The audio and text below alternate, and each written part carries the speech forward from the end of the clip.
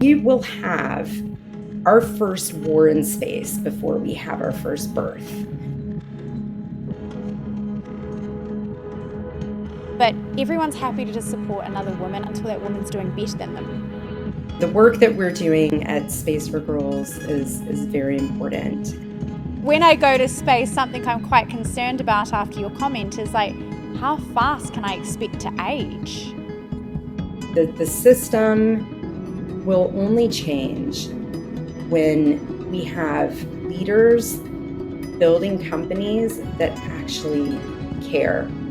In the future, and based on the work that you're doing, how do you envision our healthcare system?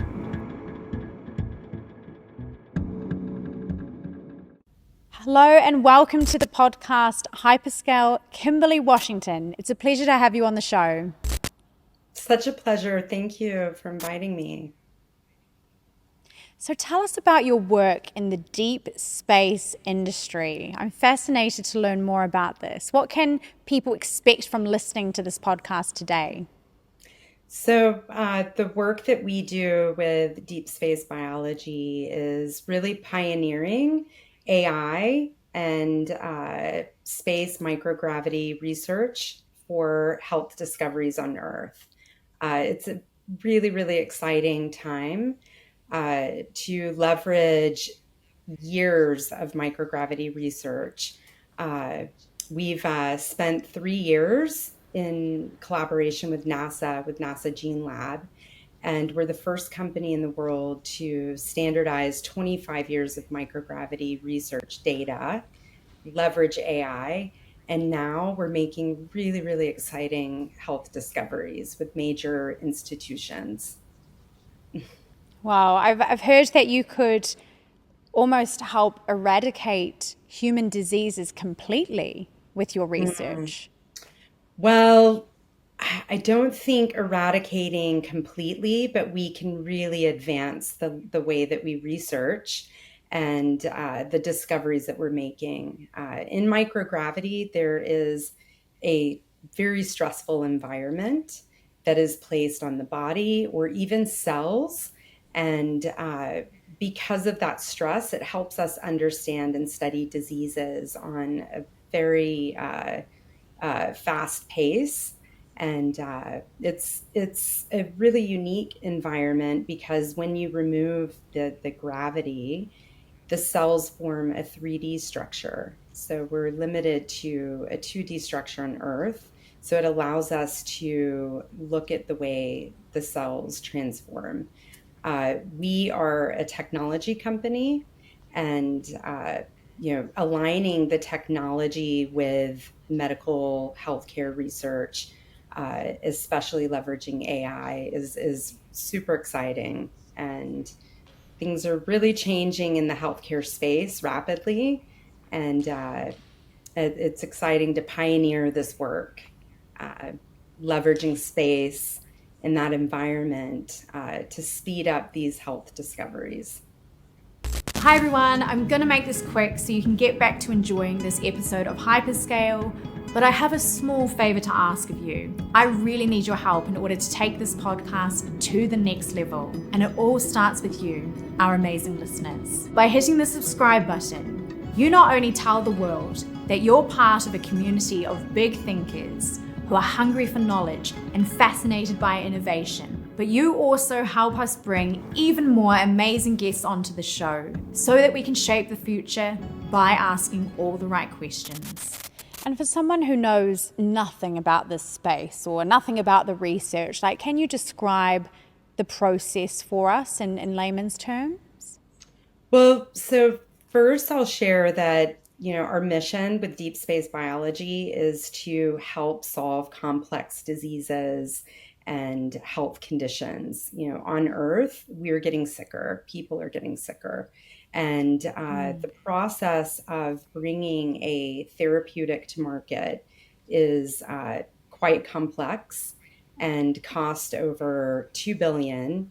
Investment takes roughly around 10 to 12 years, and with an 85 to 90% failure rate. So we are applying technology, AI, and leveraging the environment of space to really change and move the needle in the way that we actually study diseases and make discoveries.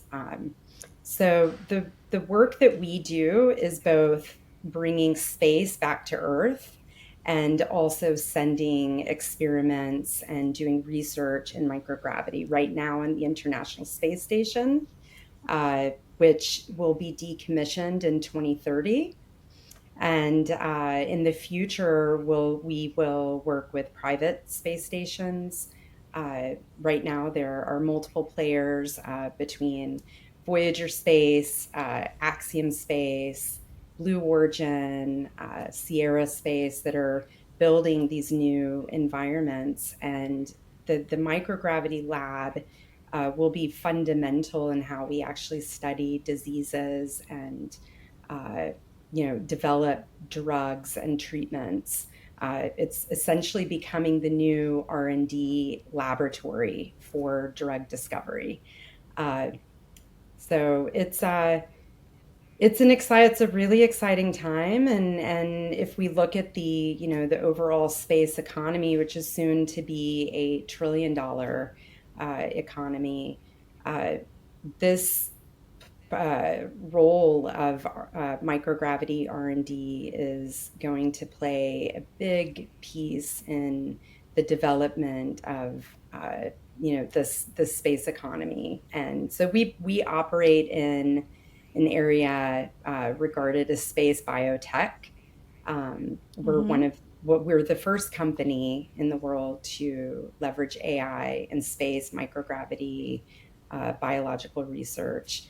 And we're excited to pave a path forward for other companies and other players in the space. Awesome. And what's the difference between doing this sort of research in space what makes it different from doing it on Earth? Time. So we speed up time. Things are accelerated. When we go to space, we there's an accelerated aging process, and by allowing ourselves to shorten that length of time in the way that we're doing this type of research, we can really speed up the process of discoveries and studying diseases. As well as the environment. I mean, it's very stressful to go to space. Briar, are you looking forward to becoming an astronaut in the future? That was going to be my next question, actually. Uh, Like, when I go to space, because I very much want to have a birthday party in space. And by the way, Kimberly, I will certainly invite you. But oh, thank you. when I go to space, something I'm quite concerned about after your comment is like, how fast can I expect to age? So it's different for each of us. Our genes make up, and our genes are fundamental in how fast we age in general. It looks like you have very good genes.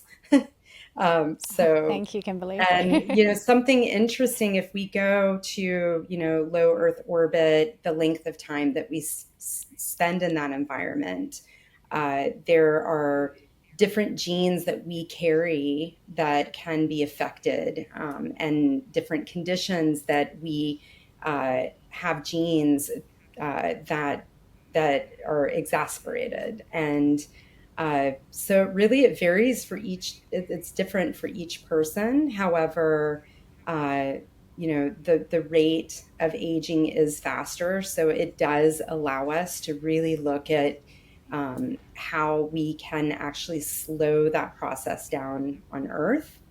There are certain conditions. One condition that we've spent quite a bit of time focused on is non-alcoholic fatty liver disease. So 1 out of 4 people on Earth carry this gene for it's referenced as NAFLD, and it's a precursor to NASH and liver cancer. And it affects 25% of our population. And 1 out of 4 astronauts that travel to space carry this gene, and it's one condition out of many that are deeply exacerbated in that microgravity environment. Uh, NASA has invested uh, a lot of time and money in researching this condition. And as we were working together with NASA Gene Lab, we recognized, number one, the data that we were standardizing and onboarding onto our platform called YOTA. It's YOTTA, derived from the term Yotta byte, which is the largest measurable unit of data. Uh, we're all Star Wars nerds, so it's a way that we can incorporate Star Wars without being sued by Disney. But when we were working with all of this data, and we recognized, number one, this data, 25 years of microgravity research, it makes up over 80% of major diseases. And in relation to aging, our immune system, how our bodies are affected by radiation. But this condition, NAFLD, uh, led us to our initial pilot, which we've been engaged with Mayo Clinic for a few years. Using this microgravity research, we've actually made some really exciting discoveries. So back to your birthday party, unfortunately, we do accelerate that aging process. A lot of the development that occurs to our body in microgravity, once we return to space, for the most part, is proven we recover it. We recover from the not everything, but we do. Our bodies are super resilient, and we do recover from a lot of the damage that we are exposed to. So if I But was I'm to go looking and forward to live your on birthday party. Mars, Sorry. yeah, right. We will have a good bash. Don't worry. But if I was to go and live on Mars, like what could I expect in the like? Could I expect a shorter lifespan? Well, currently, it's impossible for us to live on Mars. Uh, the And it's kind number of dusty one, as well, isn't it? it's dusty, and essentially we will be Not that destined appealing. to we'll be destined to living underground in True. these dugout caves. I live here in Napa Valley. We bore massive caves on our vineyards, and that's where we store our wine. It stays cold, and but we would be destined to living underground, which would protect us from the stress and radiation exposure, et cetera. Um, the biggest challenge to deep space travel is radiation and the way that our immune system would respond. So, if we were to make it to Mars, if you were successful, we'd have to fly to the moon first. And that's why all the lunar exploration is so important right now. And then transport from the moon to Mars. And yeah, you would maybe, I don't know, maybe make the trip. It really depends on how advanced we've come with technology. Uh, but you'd probably live like a very short lifespan at this stage, Oh, unfortunately. Um, interesting. So I often talk about digital twins, and I'm very fascinated by digital twins of the body, especially, and how in the future we might have this digital twin concept, and we can do research and understand more about our health. Tell us more about what you're doing with digital twins and how your research is laying the foundation for creating these disease models. so our platform Yoda is essentially the foundation of the models that we build and create is the foundation for the development of a digital twin. Right now, we're working Mm-hmm. with digital twin disease models. So we take all of this data, not only data from NASA, but data from other, uh, researchers that we're working with, and onboard this data. We develop something called a knowledge graph. And this knowledge graph shows all the gene to gene interactions, everything in between. Our platform, Yoda, is built on explainable AI. So we're able to truly see how we get from A to Z and everything in between. Uh, so, for instance, the work that we've been doing on the liver, we've taken all of the data, all of the research, disease research associated to the liver, this condition, NAFLD. We've then developed this digital twin of the diseased liver, and we're able to look at and predict outcomes. We're able to look and predict the way that this condition may evolve and develop, and then at the same time identify targets, potential targets for a therapeutic or treatment. I agree with you, Briar. I do believe the future for humans is we will fine tune precision medicine to a level that we will have a digital twin as we come into this world, and we will be able to make uh, genetic modifications. We will be able to have this incredible blueprint of our bodies and understand what potential diseases we may develop.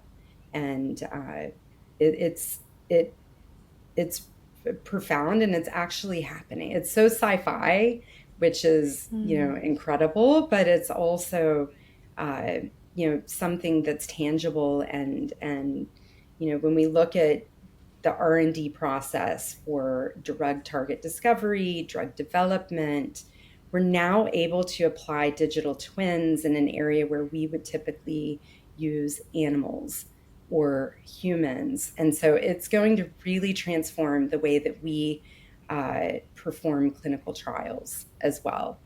And it's a very exciting time for sure.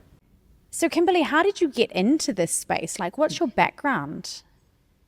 So I have a background as a serial entrepreneur. I started my first business at age 24. I have always been focused in the healthcare space and wellness. For me personally, I've always had this mission to help guide others towards towards health, preventative health. I am a very health conscious person, so I it pains me to see the suffering of humans in association with preventable diseases. Uh, my background is also in healthcare data analytics. I've built a few different technology companies focused on predictive and preventative health and large population healthcare uh, risk risk management, and working with corporate wellness. And but kind of coming back to the space sector, as a little girl, I just was always deeply enamored by space. And I lived with my family, we lived in Germany. We moved to the US, and we lived in a town called Huntsville, Alabama, where NASA has a rocket center, science rocket center. And I remember as a little girl going to visit NASA and seeing all the big rockets. And we as I was growing up, we would always have assemblies at school watching the rocket launches. And at that point, for me as a young girl, I knew that I wanted to do something in the space industry. And was at that time, very few women had traveled to space. There were very few women working in the space industry. And it's something that I think I deeply suppressed as an entrepreneur in the beginning, like 2017, 18, when SpaceX was launching all of their rockets, and then the pandemic hit.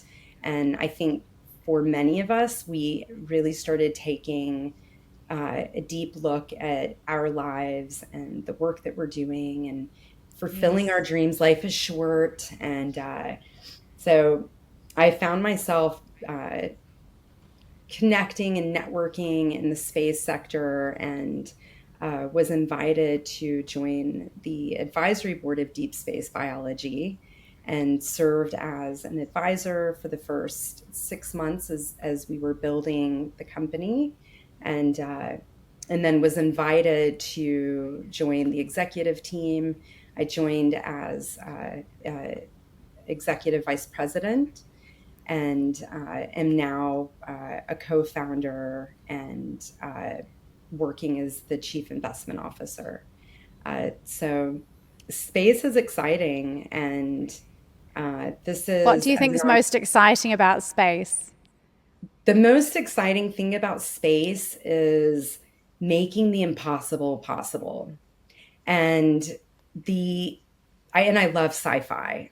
I've just grown up obsessed with, sci-fi movies, and now we see all of this sci-fi innovation becoming a reality, which is it's so exciting. What's deeply exciting for me is the role that women play in this industry. This is an industry revolution, and women are starting companies. They are, designing and building rockets. There are more female astronauts that have gone to space over the last few years than we have in the past 30 years.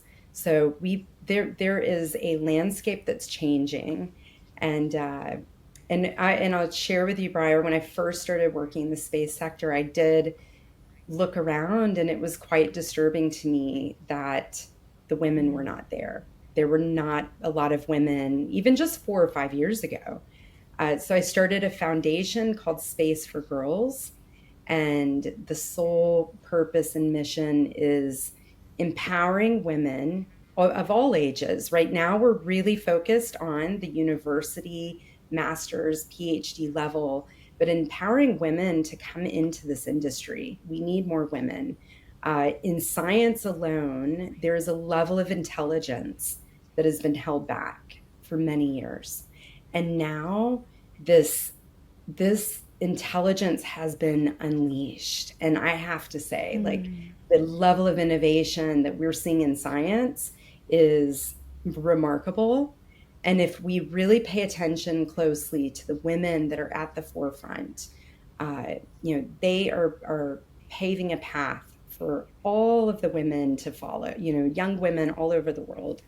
And so the work that we're doing at Space for Girls is very important, and building that bridge between the new space economy and all of the companies that are being developed and all of these new roles. These are, new companies and brand new positions that really did not exist a few years ago. And ensuring that women have a seat at the table, that there are doors open at a leadership level. And I think, we're going to see over the next few years more and more scientific discoveries and innovation. And I look forward to, we need more women receiving Nobel Prizes, and we need women, becoming funded. There is a lot of innovation out there, and I meet women in the space sector all the time with genius, brilliant ideas. and they are and with startup companies, and they're deeply challenged to receive the proper funding that they need. Yeah, I was reading some data about the complete lack of funding in female founded companies. And it was just really interesting to look at as well. Like, I think it was like 3% or something so small and so insignificant, and about how people have this bias inside them where they will fund a good looking man, and then the second would be a not so good looking man, and then third an unattractive female, typically unattractive, and then fourth, like an attractive female. So it was just really interesting to see how these things, like, this doesn't even matter whether you're attractive or not, or male or female, at the end of the day. And by the way, there's also data that shows this, that having a woman at the forefront of a business, or as a co-founder even, will significantly improve the bottom line as well. So it's so backwards that we have this bias. You were so spot on. And there is, coming back to the science and the hard data there, there is a lot of research that has taken place in reference to women in the leadership roles. And, we have the ability to manage multiple things at once. And men and women are very different. They're very different.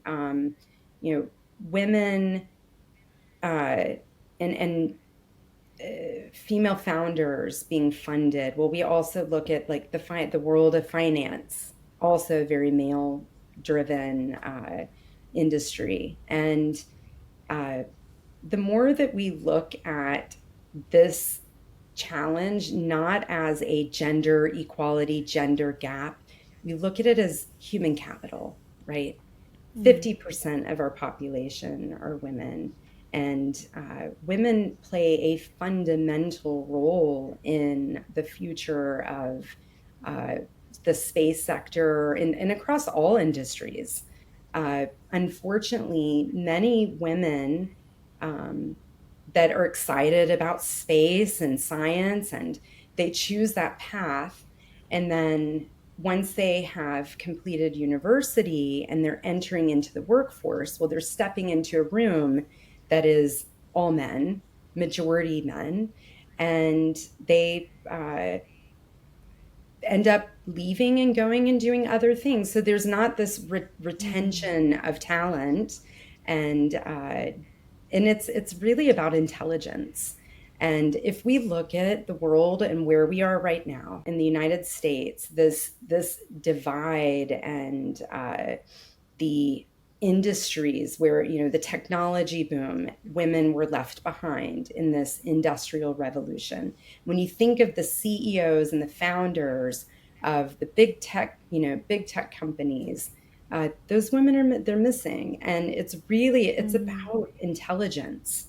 I have to say, in the space sector, we are now building off planet, and there are massive goals for lunar exploration, building on Mars, developing space stations.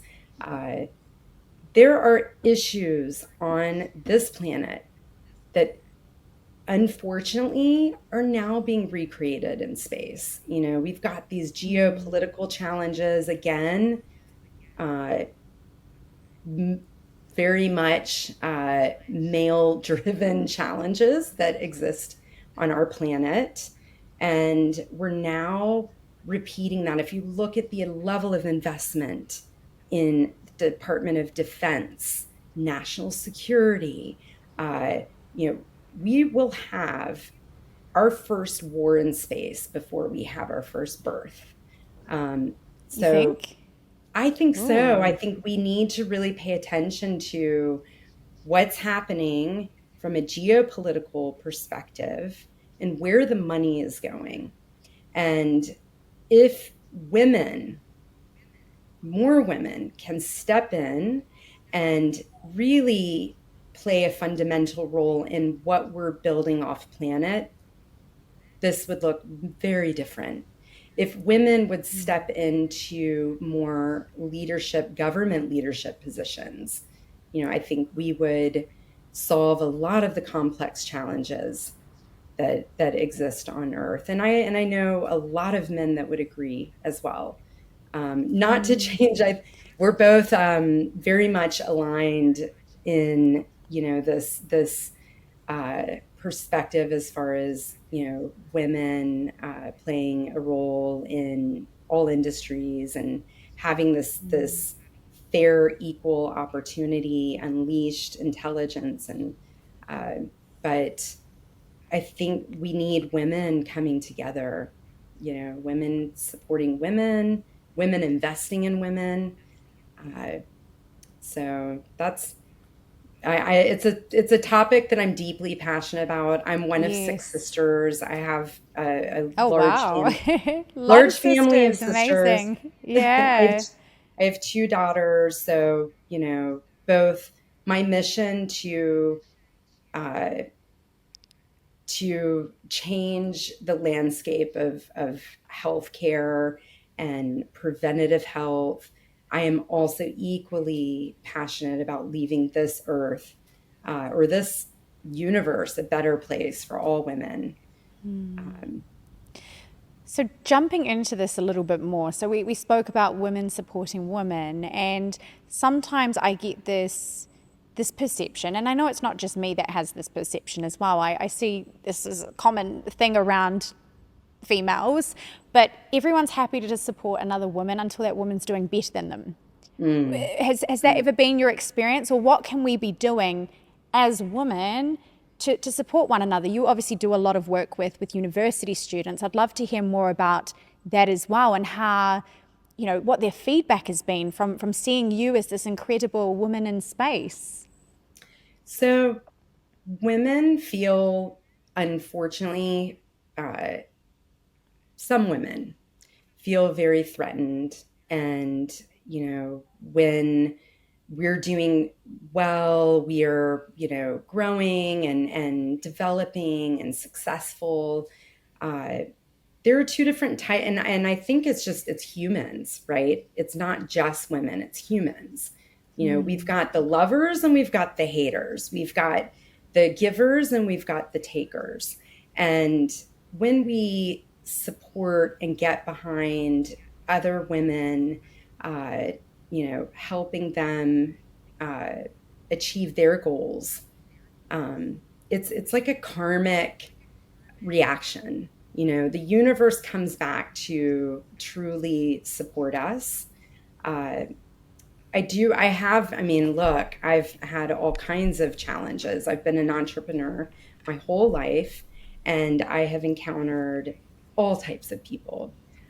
In the space sector specifically, you know, there's a mindset that exists with women, especially women achieving very big goals, whether they're founders in a business or working in a leadership position. There's this mindset that there's only like one seat at that table and a Sure. competitiveness. And I think we need to really turn that whole mindset upside down on its head.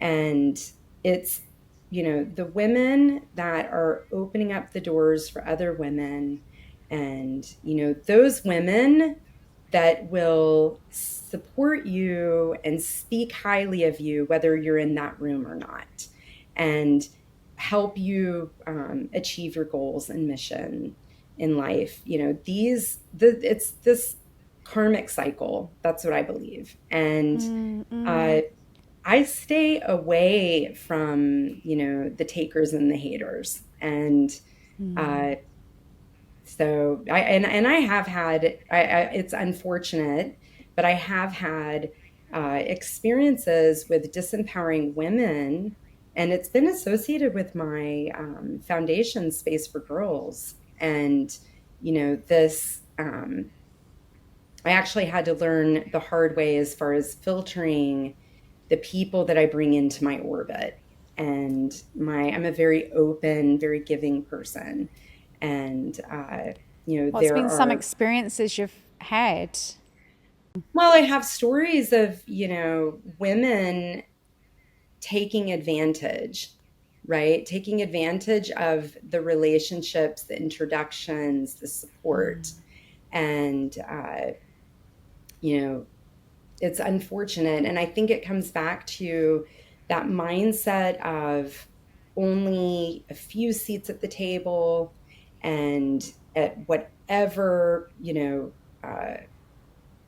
you're willing to risk to get that place. And women I see Mm, all the time jumping over, mm. jumping over each other. And um, so, yeah. Well, I'm happy to hear about this work that you're doing in this space with Space for Girls, and this representation is very important, as you Mm, say. Like, I remember when I was growing up on a very small town farm, quite often the people that came to share stories at our universities, I just felt like I couldn't relate to them.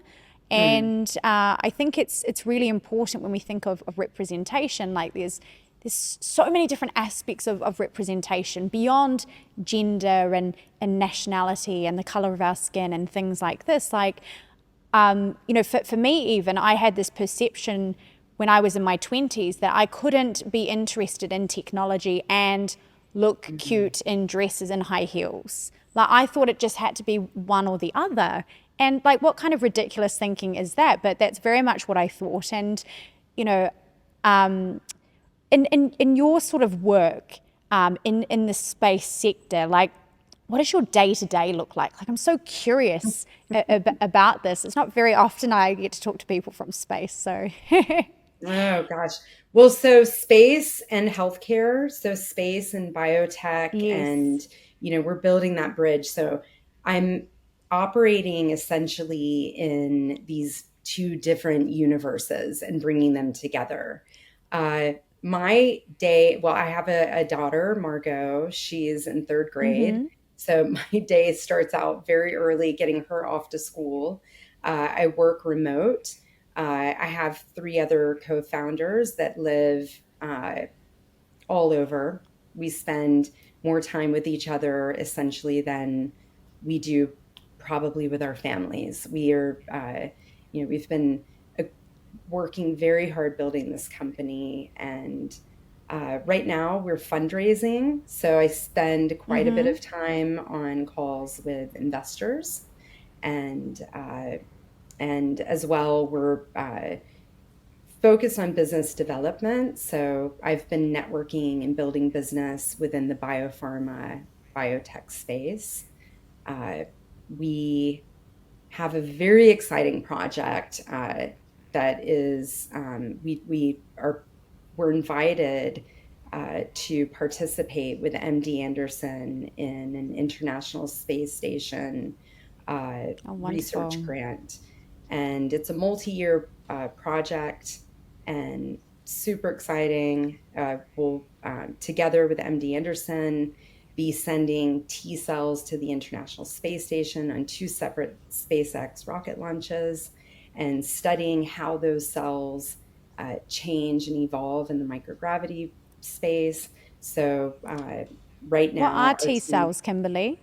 So, T cells are essentially white blood cells, and our T cells are focused on the immunity response of our body. And so there are many different types of T cells, but they're the hard workers that show up to try to save the day when we get sick. And we're looking at T cells in association to cancer and immunology. And so by sending these T cells up to the International Space Station, the team at MD Anderson, along with our team and applying our Yoda platform, will look at collecting specific data on how these cells uh, change and the expression of these cells in microgravity, and uh, and then we'll leverage our platform Yoda to which I mean we can just process vast amounts of research and data, but we're really looking for develop or what we're looking for are specific targets for therapeutic or treatment. So we'll essentially, coming back to the digital twin, we'll create a digital Mm. twin of these T cells using all the data, and then we'll be able to study the response of these cells within our platform and really speed up the outcomes and predictions. Um, so my day to day, gosh, I'm on multiple Zoom calls. I did just come back from San Diego, which is down the street, but it's a biotech hub in the United States. So I'm building really amazing relationships in the biotech industry, and then I travel. I travel quite a bit. I do a lot. I was just speaking at the Abu Dhabi Global Healthcare Week, which was amazing. I heard, and I wish we had have seen each other, but next time.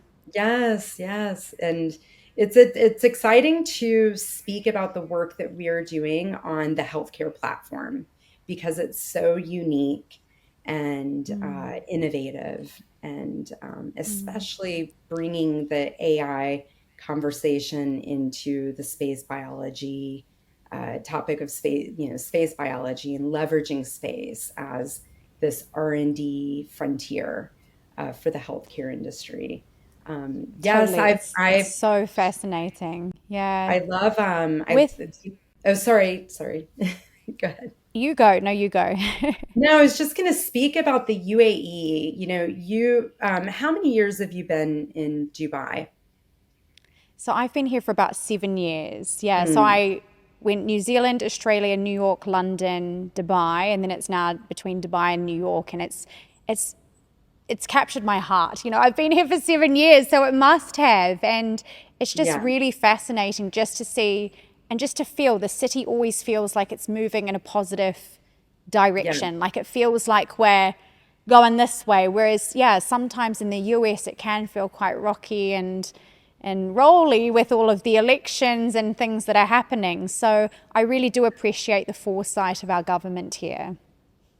I spent quite a bit of time. I started working in the Middle East in 2008, specifically focused on healthcare and wellness and healthcare data analytics. At that time, countries like UAE, Qatar, Saudi were just Mm, developing their healthcare programs and mm, innovating, all like bringing together the best of the best in technology. um, I'm so proud of the UAE. I'm so incredibly proud, especially after spending quite a bit of time and uh, building wonderful relationships in throughout, both Dubai, Abu Dhabi. Uh, what the UAE has accomplished in the space sector is remarkable. I mean, it truly is the making of the impossible possible, and the fact that the Hope mission was led by almost 60% women and led by Sarah El Amari, who is just a hero, not only for myself, but my foundation, Space for Girls. Uh, but we look at what's happened in the space sector with the UAE, and the UAE has already made it to Mars, mind blowing. But if we also look mm, at the healthcare sector, and within the healthcare sector and leveraging technology and precision medicine, the UAE is light years ahead of so many other countries, including the United States. I actually think we can take note to all of the progress that the UAE Health Department of Health has made, along with, I'm a huge fan of Pure Health. Pure Health has created such a remarkable model, um, in relation to advanced technologies and precision medicine, that, uh, we in the United States, we're still struggling with the silos of our data, our healthcare data. In UAE, you have everything in one place. And that allows the UAE to study diseases at such a vast scale because it's not, it's on one platform. And this is one of the biggest challenges, which in the healthcare space in the United States, there are many.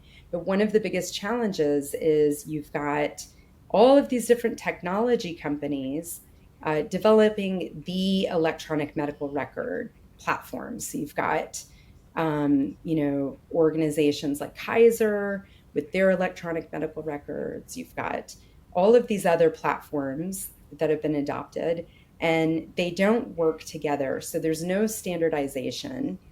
And sorry, I'm going off on another path that I'm deeply passionate No, this about. is interesting. Yes, Um, please. you know, the silos of our health records is deeply impacting the pace of disease research and discoveries.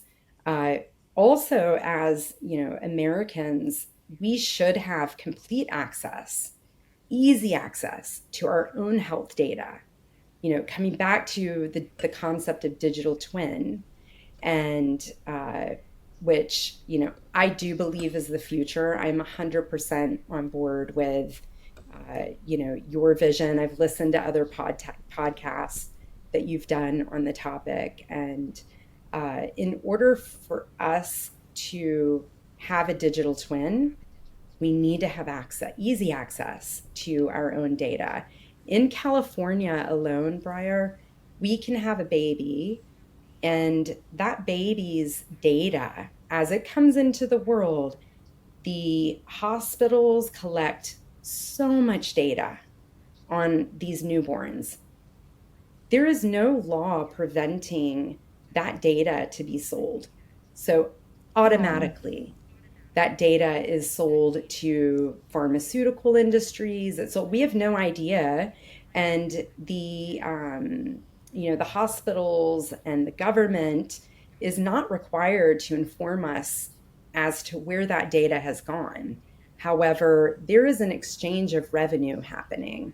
And so coming back to the UAE, and if we look at the UAE and the Genome Project, there is so much genetic data that has been brought together with, what is it, a million Emiratis, 1 million Emiratis. And by having all of this genetic data in one location, and they have brought together incredible institutions from all over the world in the name of open science to actually study and look at what we can discover. How can we, as humanity, how can we solve some of these complex diseases? I unfortunately believe a lot of the healthcare, biotech, the biopharma space is very much driven by financial gain, and we need to change that. But having access to our own personal health data is fundamental, and I believe that we're also going to need to really ramp up our uh, cybersecurity as we have all of our digital twins. At the same time, we will need to look at really ramping up the bio cybersecurity. Um, Yes, yeah. And thinking back to something that you said earlier in this conversation is about how much you hate looking at this human suffering that we seem to have based on this fact that we live in a sick care system rather than a preventative healthcare system. yeah. And where do you like where do you kind of see the future? And again, I think it is very much driven by financials. Like I was horrified to hear a statistics once that said the US spends 3 trillion on nuclear bombs, but like mere millions on, say, longevity or preventative health research. So it does seem very backwards in how the world seems to function. But in the future, and based on the work that you're doing, how do you envision, our healthcare system? Obviously with the digital twins and things. That's a lot. That's a big question to unpack. Mm, I it think is. when we look at a society that's centered around integrative medicine, preventative medicine, if we just start there, prevention, let's look at our diet. I mean, the American diet Mm, is tragic.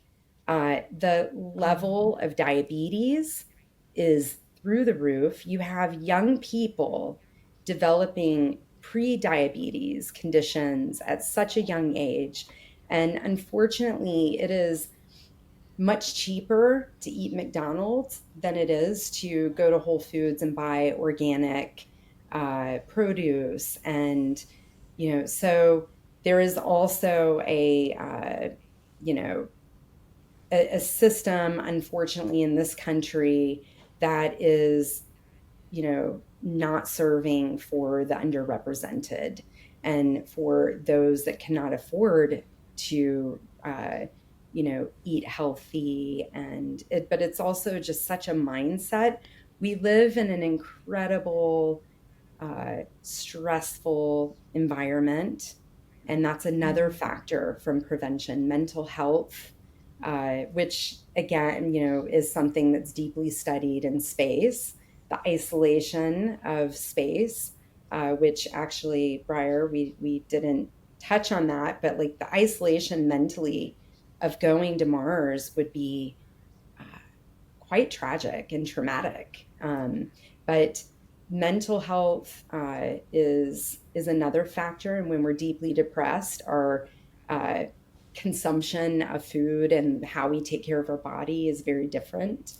I've been mm. teaching yoga and meditation for 25 years, so that's something else that I'm deeply passionate about is applying skills to our daily life that help us to live in the present moment, that help us, if we're present, we make better decisions.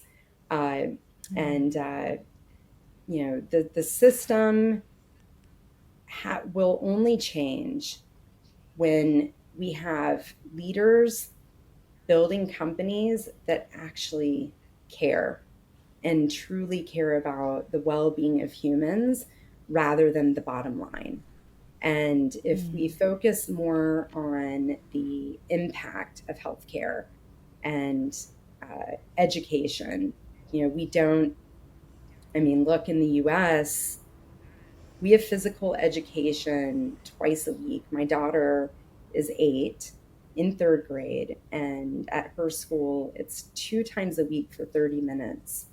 Uh, you know, so we have to start educating young people and educating parents, but the resources need to be there, and there's so many layers to why America is facing such challenges with health. And, we are, like you said, a reactive society. Our healthcare system Mm. is not proactive, it is reactive. And we treat symptoms before we actually treat the, um, we don't take a look at why we are having these symptoms. And, so it's Yes. medication on top of medication. And it's a Yes. complex challenge. Um, Mm. but if we look at countries like the UAE, you know, they have a bird's eye view of their population health, right? And they can then implement programs to mitigate those challenges. And uh, I think it's a remarkable, if we just even look at what's happened with diabetes, you know, in the Middle East, many of these countries struck oil and the Americans showed up to sell them KFC. And the Mm. dietary change and transformation has been like unbelievable. But I will say that, uh, you know, these countries are becoming so intelligent as to the population health of the people within these countries that The UAE has quickly mitigated those issues and, going backwards, right? And using technology, using education to really mitigate the challenge and the risk of poor health, um, but also like when you're able to look at from a data perspective the overall health of your population, it's amazing just by having that data how much change you can create. And do you think that it could be possible in the future to solve, say, cancers, for instance? Because cancer prevalence seems very high these days. There seems to be a lot of young people even getting cancer, and typically that used to be seen as more of an old age disease, with the majority of it occurring over 60 or 80 years of age. Mm. There's so many layers to how we got here. But if we look at just little things, microplastics, you know, things that have been unleashed throughout our society and, have been adopted in the food industry on such a vast scale.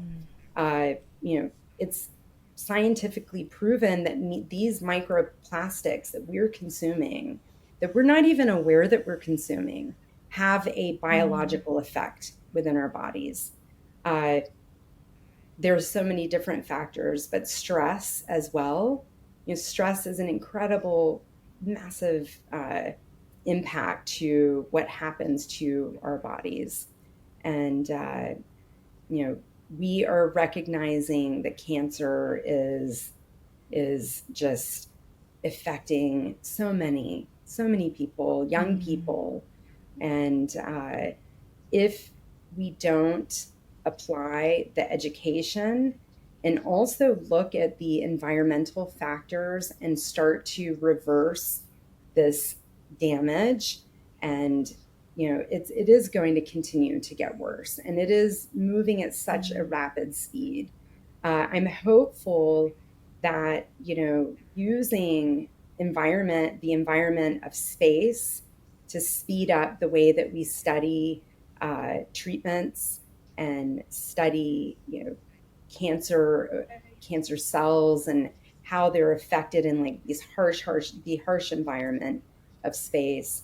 I'm deeply hopeful that we can use that environment to accelerate treatments, therapeutics, and mitigate the speed and the rate that cancer is growing, and many other diseases. Uh, we have to become conscious and aware. And when we're conscious and aware and, present and understand what we're putting in our body, what we're consuming, uh, you know, physically, but also like mentally, emotionally, and so on, how that affects young people. It's unfortunate that looking at things just like microplastics, how it's everywhere, and how do we actually change that? And it's starts with education and truly caring. We've got this race between the big capitalistic companies that are just focused on increasing the bottom line at whatever rate, and many of these companies are supplying our food and affecting the environment, and you know affecting our healthcare system. And if these companies and the leaders of those companies would start to care more about the impact that they're making versus, increasing the bottom line, I think we'll see a lot of change. But we need women coming into these industries. We're naturally nurturing and very caring, and I think that having more women at a leadership position, I think that, it'll move the needle for sure. I think so too. Well, it's been a pleasure to interview you today, Kimberly. Thank you so much for coming on the show, and really, really fascinating work that you're doing. Oh my goodness. So yeah, hopefully everyone connect with Kimberly. Looking forward to seeing how things unfold and your story unfolds. I look forward to seeing you next time I'm in the UAE, 100%. Oh yeah, or I might come. I Yeah. might come see you in the US. So Come to absolutely. California. Open Yes, I invitation. will. Anytime. Thank you so much. I'd love that. Thank you, Briar.